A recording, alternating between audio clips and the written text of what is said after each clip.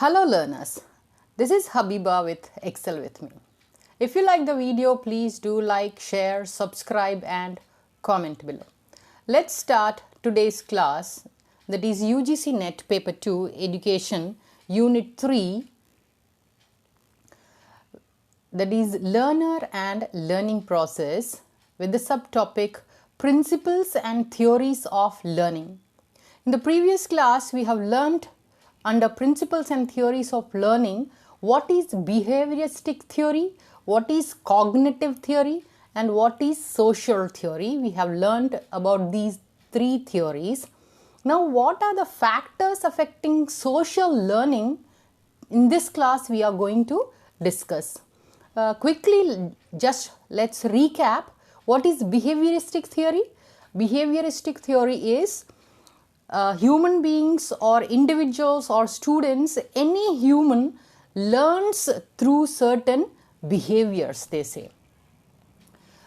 In the Ivan Pavlov's theory of learning, we have seen the example of the dog experiment. How the dog with stimulus response, behavioral changes occurs. Same way in human beings also, according to the conditioned or unconditioned responses, behavioral changes occur. Now in this next we have understood what is cognitive theory of learning. Cognitive means thinking, the power of thinking which human beings have, even the animals also. How with the thinking behavioral changes occur, how we think externally and internally. Behavioristic theory, that is the external forces can be seen in that for learning. Here in cognitive, both external and internal forces. Next we have learnt about social theory, that is social means pertaining to society, how human beings learn by observing in the society, that is social learning. Now what are the factors that affect this social learning we have to discuss in this class. Let's see the introduction. Social learning theory, what is it? People learn by watching other people. Obviously, whatever we see, the behavior of others, we learn certain things which we like. We can learn from anyone, that may be teachers, parents, siblings, peers, co-workers, maybe YouTube influencers. Nowadays we get influenced by YouTubers also. Very positive things also will be there and negative also will be there. It's better to take up the positive influences. Then athletes and even celebrities. Nowadays we take the inspiration from some celebrities. We observe their behavior and we mimic that behavior. That means we try to follow that behavior, imitate that behavior. In short, we do what they do. That is social learning. The elements of social learning theory. What are the elements now? Let's see the different elements of the social learning theory. There are different parts to this theory. What are the parts? First, we learn by observing others. For example, from the infant itself, the child sees somebody, observes and learns. As we grow up, we see others observing. We can take the example of few children, for example like girls. They see their mother and they try to imitate. Like they want the even the toys also, vessels or cooking dishes or something, or doctor kit or something. If the child's mother is doctor, then they want some doctor kit and they observe things and they try to pretend that they are those persons. So by observing we learn. Then our mental state is important in the learning process. Obviously, if we are learning something, if we are not thinking from our mind, we won't be able to learn anything. That is coordination between observation and the mind's thinking process. Then learning doesn't mean there will be a change in behavior. Obviously, if we are learning something, that means we will change our behavior. We can learn anything. If we like something, if we want to change our behavior by learning something, then only. It's not mandatory that whatever we learn, we try to change our behavior. So these are the different parts to this social learning theory. Now, how we observe and learn. Social learning theory developed by psychologist Albert Bandura in the previous class we have understood uses theories of classical and operant conditioning, but in this theory the environment plays a large part in learning. There, by conditioning or unconditioned stimuluses, people learn, they say that maybe positive reinforcement, negative reinforcement, rewards, punishments, through those they will learn, they say. But here in social learning, environment influences a lot, they say. We model the behavior of the people around us, especially if we find these models similar to ourselves or if we want to emulate them. So what happens here? We model the behavior of people around us, that is environmental factor we are considering. If we like or the same things are there like what we have, we would love to model them. If we don't, then we will not take up those behaviors. Now, Albert Bandura with Bobo doll, what experiment he has done, let's understand here, so that social learning, how it happens also we can understand. The Bobo doll experiment is the collective name for a series of experiments performed by psychologist Albert Bandura to test his social learning theory. So he has conducted some series of experiments to understand the social learning. Between 1961 and 1963, he studied the behavior of children after they watched an adult model act aggressively towards a Bobo doll. They have taken one adult, he was behaving aggressively towards the Bobo doll.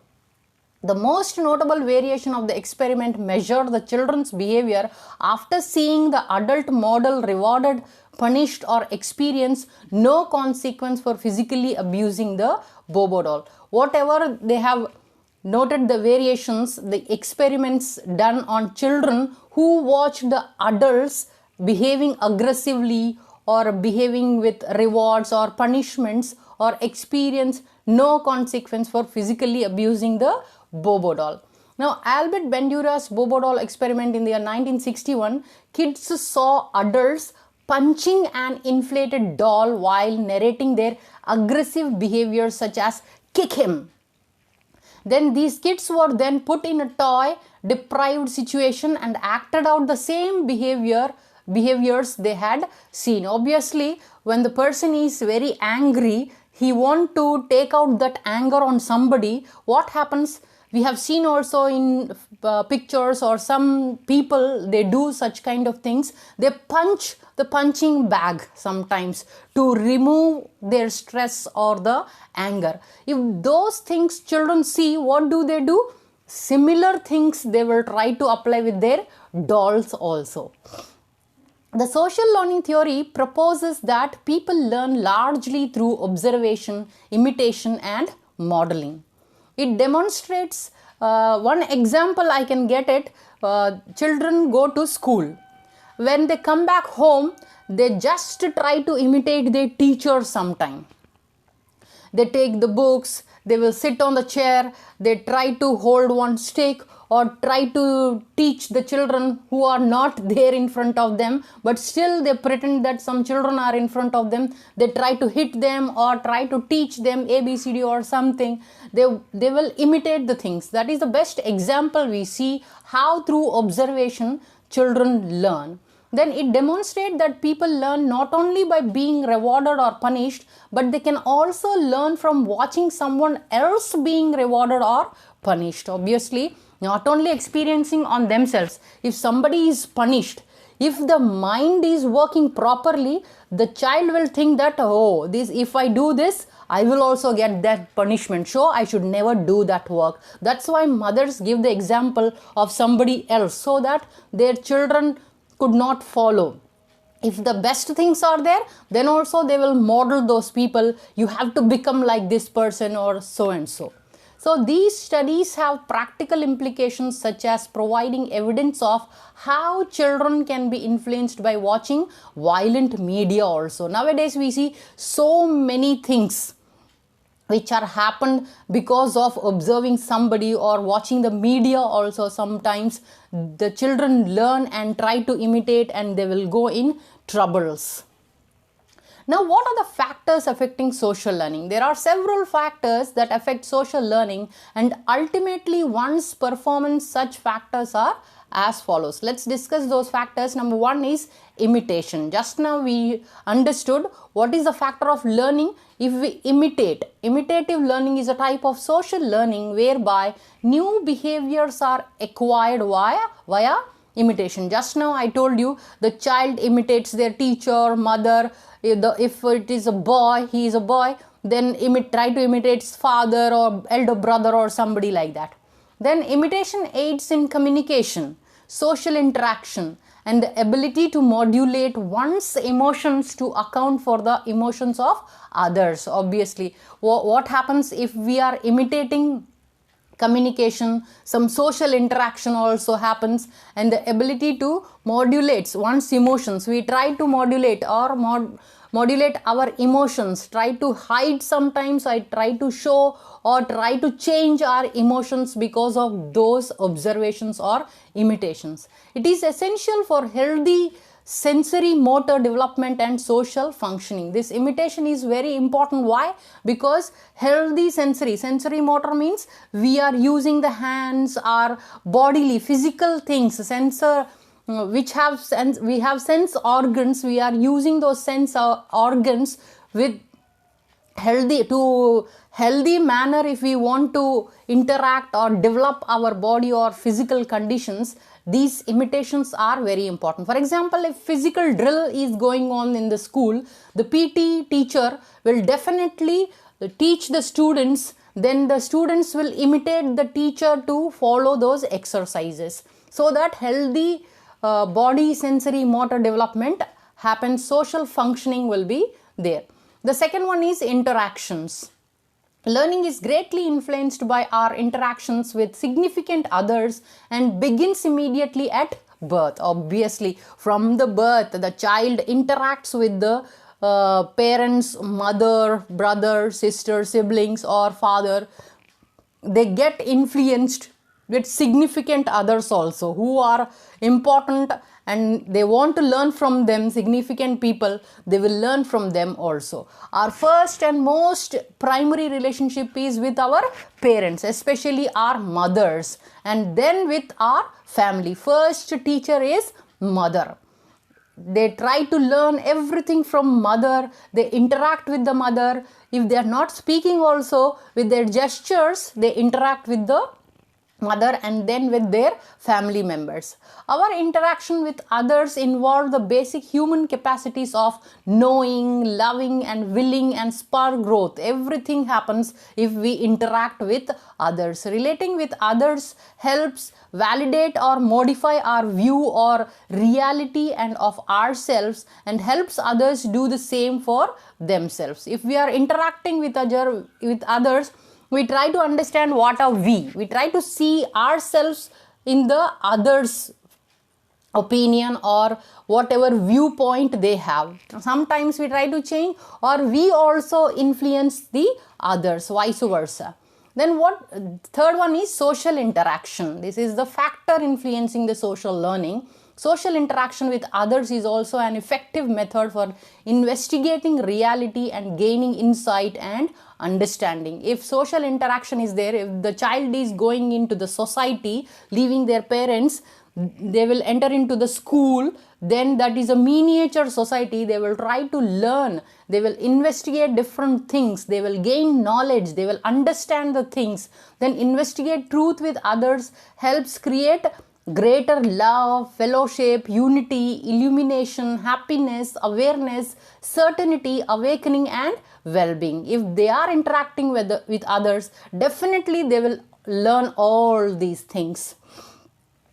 Having learners ask one another questions and help each other find the answers can further and accelerate learning. Obviously, if they are interacting with each other, so many questions will come. Then they will answer, they will argue, they will discuss, they will learn many things. That is accelerating the learning. The learning process further go on. It will never stop. If we stop questioning means no learning. Peers can often explain things to one another in a manner that can be more easily understood and accepted, and in the process acquire a deeper knowledge themselves. Sometimes our parents won't be able to give the proper knowledge which we try to understand from our peers. Sometimes teenagers happens, if the parents say something, they will feel that they are saying some negative things, but when their friends say something, they will definitely follow those things. If it is a positive thing, well and good. Negative means they will go in stress or in wrong direction. Then children can learn many things in play and social activity. Obviously, we can see, if even talking also, continuously if the mother is talking, they will not get many things. They have to move with their peer groups or friends, some with social activities, and they play with them. Then they speak very clearly, fluently, and so many words, new words they will learn from outside. Then social groups. It is primarily in social groups that love and will are exercised and our capacity for unity, service and justice developed. Relationships that are caring, complementary, collaborative and cooperative are productive in this. Obviously, when they go in social groups, definitely they will learn so many things, that how we can be with unity, integrity, service, justice. We should not do wrong things. Justice is very important. They will develop different relationships, friends, then aunts, uncles, different, leaving their parents behind. They will learn so many things when they go in the social group. How a teamwork is very important for their well-being, for the success. Then collaborative work, working together. When they go in the office, when they grow up, when they start working, these things are very important to mingle with students. That is social learning happens in these social groups also. This is a very important factor in social learning. Then competition. Competitive relationships may be destructive in that they are divisive and unjust. They are based on limited views of love, truth and justice. If competition is healthy, that is well and good. If the competition is not healthy, it will lead to the negativity. It will not have any justice. We cannot do any justice to that. They result in mistrust and alienation. We will get ourselves into alienation. We will not mingle with others also if healthy competition is not there. Nowadays, parents are making such mistakes that they always compare with the best grade students. We should avoid this kind of behavior. If they want their child to be very successful person or a good human being, we should never discourage students by giving some competition. That child has got good grade, you did not get. Such kind of behavior should not be there. Then only best learning can happen. They should be encouraged according to, if students are compared to one another and believe they are better or less than other people, their progress can be hindered. Obviously, even teachers sometimes try to compare. Why you are not getting that grade? That person has got so many grades very nicely. Why you are not getting? You're not good, this and that. If teacher is saying continuously, that will hinder the progress of the child. Obviously, they will depreciate themselves. They should be encouraged according to their own capability to strive for their highest degree of excellence, not to be superior to the next person. Obviously, they should be encouraged. You are having good capabilities. You are having very good sense of doing this, that. You should encourage the student and let the person know the capabilities and abilities of that person, so that they will go in a higher degree of excellence rather than comparing or going superior to next person, but to improve so that they may better serve others also. That is also very, very important. Then social environments. This is also a factor influencing social learning. Recognizing each individual's intrinsic worth can help eliminate harmful social structures. Not all social influences are productive or good. Teachers can encourage and create healthy social environments in their classrooms and schools where the virtues of discipline, order, patience, forbearance, understanding, then detachment, service, compassion, tolerance, love, kindness, fellowship, righteousness, and other interpersonal skills are taught. So this factor is very, very important. Social environments, they will try to recognize the intrinsic worth to eliminate all the harmful social structures. This is the basic environment which a child should get in a positive way when they grow up, so that they will not go in negativity. Let's conclude this topic. Generally speaking, social learning theories highlight the fact that social factors such as parental educational background, religious belief system, peer group, age, grade or range, etc. play good part in teaching learning process. Obviously, we would all be able to keep and advance the brilliant guideline and make positive joint learning networks portrayed by safety, stability, trust, caring, self-respect, and a sense of belonging. As we sort out some way to praise the uniqueness of each person, we will enable self-affirmation, reflection, and versatility in thinking, all fundamental factors in cultivating a positive social learning climate. Our social capacities incorporate making moral ability and perspective taking using our thinking, feeling, and willing limits. So we come to the end of this session. If you like the video, please do like, share, subscribe, and comment below. Thanks for your attention and time. Happy learning.